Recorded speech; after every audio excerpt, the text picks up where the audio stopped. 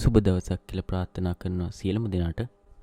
ගොඩක් අය අහලා තිබ්බා මේ මන් දාපු Amazon affiliate payment proof එකත් එක්ක කොහොමද මේ වැඩේ කරගෙන යන්නේ, වගේම tax information submit කරන්න කොහොමද කියලා. Amazon affiliates වල තියෙන tax interview කියලා එකක්. ඒක කොහොමද කරන්න කියලා අහලා තිබ්බා. ඇත්තටම මම නම් දැන් අවුරුදු 2කට විතර කලින් තමයි මේ tax form එක complete කරලා submit කරේ. කට්ටිය කියපු විදිහට වෙනස්කම් සිද්ධ වෙලා කියලා මම පොඩ්ඩක් බැලුවා. හැබැයි එහෙම ලොකු වෙනස්කම් සිද්ධ වෙලා නැහැ. ඒ කියන්නේ ඒගොල්ලෝ ටෙම්ප්ලේට් එක එහෙම වෙනස් කරලා, ඒ කියන්නේ තියෙන විදිහ එහෙම වුණාට අර අවුරුදු 2කට විතර කලින් පිරෙව්ව දත්ත වලටම තමයි මෙතනදිත් උත්තර දෙන්න වෙලා තියෙන්නේ කට්ටියට. අපි එහෙනම් මේ අද ඇත්තටම දැන් මම පුරවලා තිබ්බ හින්දා මට මේක ලයිව් එකක් ගන්න බැහැ. මම හැබැයි මේ පුරවපු කෙනෙක්ගෙන් මේ ස්ක්‍රීන්ෂොට්ස් ටිකක් ගත්තා. මම ඒක ලංකා විදිහට පුරවන්නේ කොහොමද කියලා මම ඔයගොල්ලන්ට කියලා දෙන්නම් step by step. ඔයගොල්ලන්ට මුලින්ම Amazon affiliates මේ ඔයගොල්ලන්ගේ account එකට ගියාම දකුණු අත පැත්තේ උඩම කෙළවරේ තියෙන මේ ඔයගොල්ලන්ගේ email එක click කරලා drop down menu එකෙන් account settings තෝරන්න තියෙනවා. ඒක තේරුවම ඔයගොල්ලන්ට මෙහෙම screen එකක් තමයි හම්බෙන්නේ. ඒකේ view or provide tax information කියන එක click කරන්න. මෙතන incomplete කියලා තියෙන්නේ ඔයගොල්ලෝ පුරවලා නැති හින්දා මේක click කරන්න. එහෙම click කරාම ඔයගොල්ලන්ව මේ වගේ පිටුවකට අරගෙන යනවා. මේකෙදි මුලින්ම ඔයගොල්ලන්ගෙන් අහන්නේ ඔයා මේ Amazon affiliates වල මේ කාර්යය කරන්නේ තනියෙන්ද නැත්නම් කවුරු හරි සමාගමක් විදිහටද ඔයා මේක කරගෙන යන්නේ කියලා. අපි තනියෙන් කරන හින්දා මේක individual කියලා දාන්න. ඊට පස්සේ මෙතන for US tax purposes are you a US person no කියන එක select කරන්න.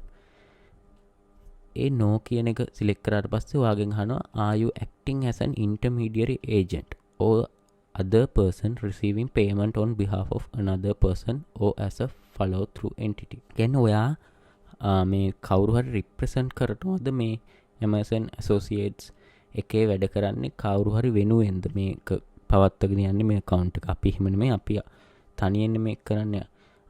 ඒක හින්දා මෙතන එකට no කියන එක select කරන්න. මෙතන මෙහෙම මේ තුන select කරාට පස්සේ ඔයාට tax identity information කියන form එක enable වෙනවා. ඒක තමයි මේ දක්වන්නේ. ඒක පුරවනකොට මෙතන full name කියන එකට ඔයාගේ first name එකයි middle name එකයි last name එකයි දෙන්න. ඒක එහෙම පුරවන්න. ඊට පස්සේ country කියන එක ශ්‍රී ලංකා දීලා මෙතන ඔයාගේ ලංකාවේ පදිංචි ඇඩ්‍රස් එක දාන්න. ඊළඟට ඔයාට පල්ලෙහින් තියෙනවා I have a non-US TIN, I have a US TIN. TIN කියන්නේ tax identification number කියන එක. දැන් මෙතන ලංකාවේ ගත්තොත් ඇත්තටම ලංකාවේ tax ගෙවන ව්‍යාපාරිකයෝ ඉන්නේ ඒගොල්ලන්ට මේ tax identification number එකක් තියෙනවා. හැබැයි දැන් අපිට එහෙම number එකක් නැති හින්දා අපිට ඒකට දාන්න දෙයක් නැහැ.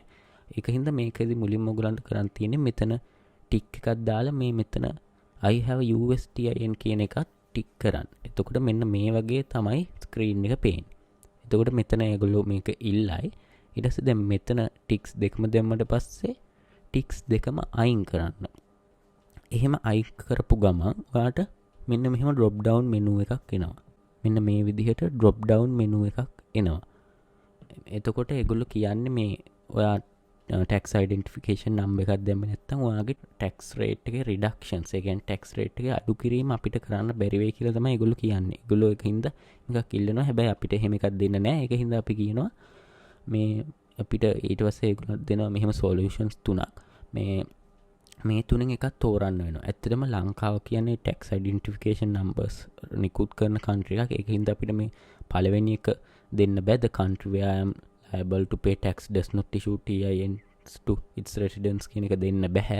අපි දෙවෙනි එකට apply කළත් නැහැනේ අපි TIN එකට. ඒකෝර අපිට තුන්වෙනි එක තමයි දෙන්න වෙන්නේ. I could not have not obtained in from my local authorities because of other reasons කියන තුන්වෙනි option එක click කරන්න. ඊට පස්සේ ඒක ටික් කරාම ඔයාට continue කියන button එක එනවා. ඒක click කරන්න. ඒක click කරාම ඔයාව මෙන්න මේ වගේ තව drop down menu එකක් එනවා. ඒකෙන් අහන location of services performed. එතකොට දැන් මේ ඔයා services ලබා ගන්නේ ඇත්තටම ඇමරිකාවෙන් දන්නේ මේ නවා මොකක් හරි කර්තව්‍යයක් කරන්නෙත් ඇමරිකාවෙන් පිටින් දන්න. එතකොට all services will be performed outside the US කියන එක සිලෙක්ට් කරන්න. ඔයා ශ්‍රී ලංකන් සිටිසන් කෙනෙක්නේ.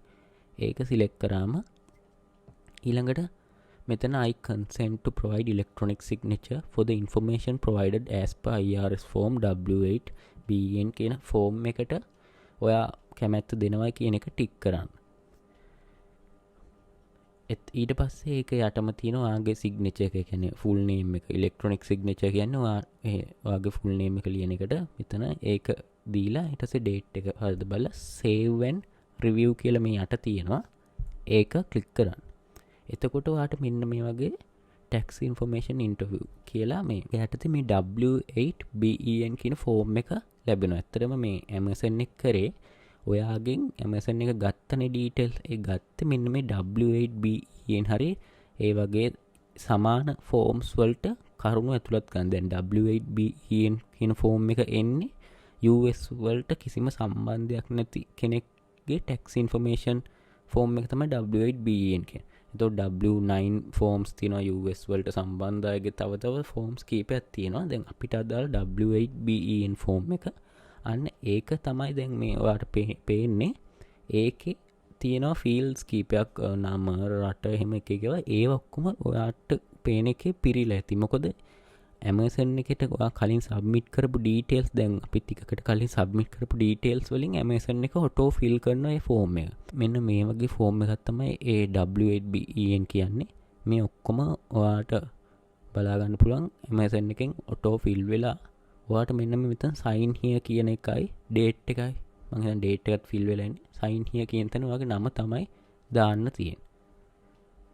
date එකත් මේ කීපවගේ fill වෙලා තියෙන්නේ. මෙතන sign here කියන තැන ඔයාගේ නම ලියලා submit form කරාම ඔයා හරි.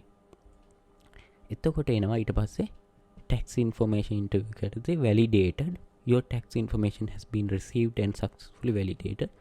බලන්න applicable withholding rate කියලා 0% කියලා පෙන්වනවා. ඒකෙන් කියන්නේ ඔයා උපයන ආදායමෙන් කිසිවක් කපා ගන්නේ නැහැ කියන එක.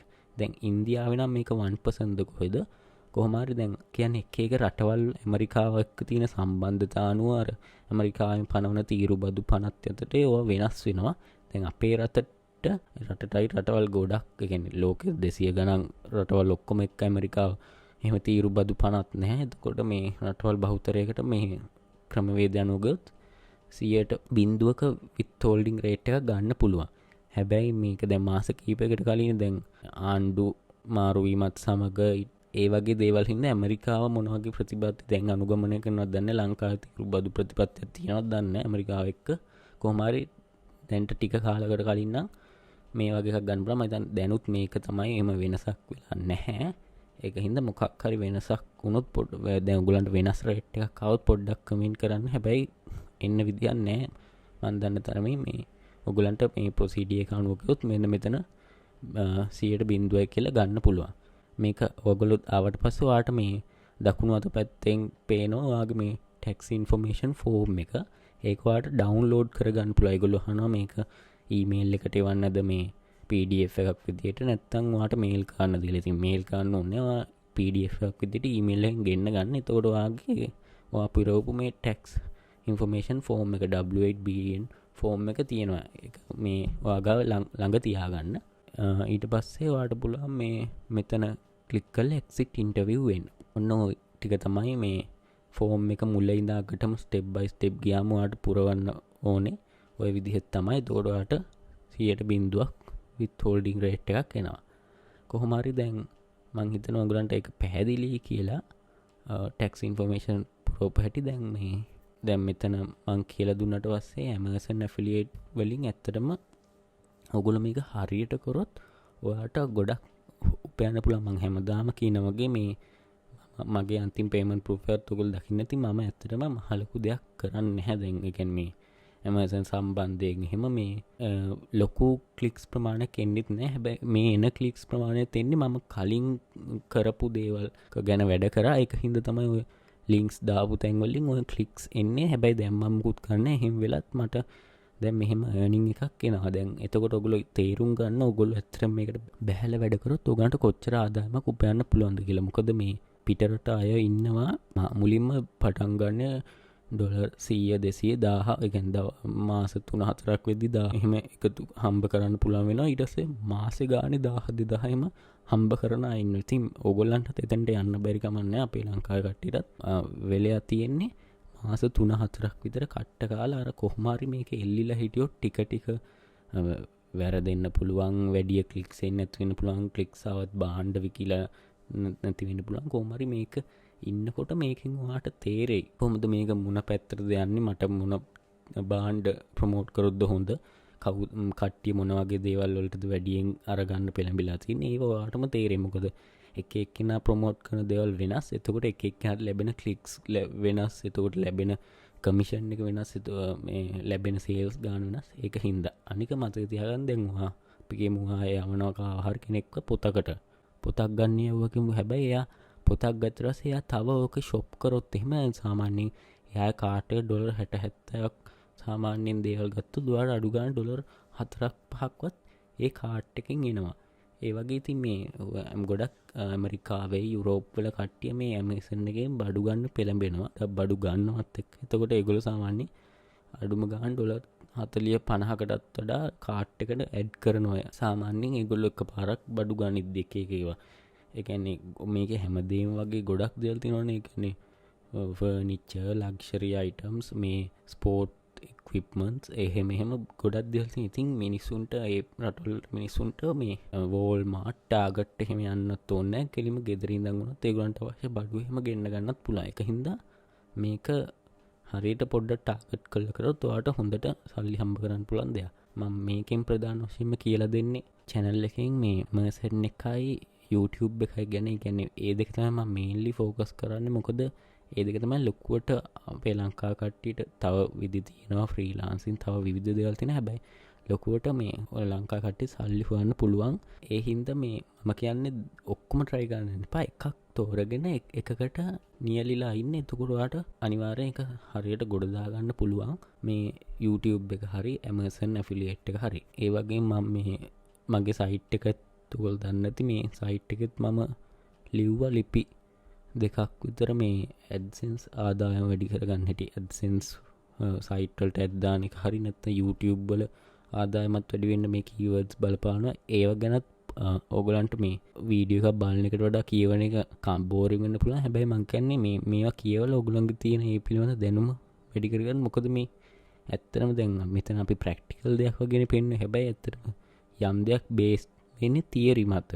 ඔයා තියරි දැනගත්තොත් ඔයාට ඔයාගම දේවල් ඔයාට ගන්න පුළුවන්. එතකොට මම මේ එක ක්‍රම කියලා දෙන්න ඕනේ. ඔයා හරි තියරිය දන්නවනම් ඔයාට ඔයා ක්‍රම හදා ගන්නත් පුළුවන්. ඒක හින්දා මේ දැන් මෙතන මම කියලා දෙන්නේ keywords ගැන. keywords වල theory එක දන්නවනම් ඔයාට මේ මම ඔයාට මොනවද හොඳ keywords මම ඔයාට කියලා දෙන්න තුන්නේ ඔයාටම හොයා ගන්න පුළුවන්. ඔයාටම ඒවත් එක්ක විවිධ නිගමන වලට ලැබෙන්න පුළුවන්. ඒවත් අර keyword research tools පාවිච්චි කරලා ඒ වගේ. ඒකින්ද මම කියන්නේ මේ ලිපි ලියලා තියෙන්නේ ලිපි පුළුවන් නම් කියවන්න. ඒක ගොඩක් වැදගත්.